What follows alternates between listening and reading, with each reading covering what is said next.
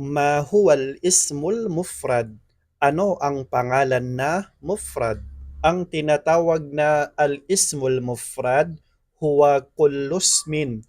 Siya ay tumutukoy sa lahat ng pangalan yadullu ala wahidin muzakkarin na kung saan siya ay tumutukoy sa iisang lalaki.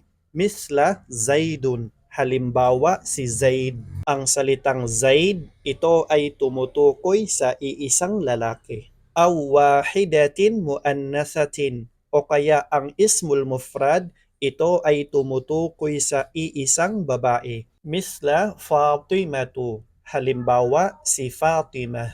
Ang salitang Fatimah, ito ay tumutukoy sa iisang babae.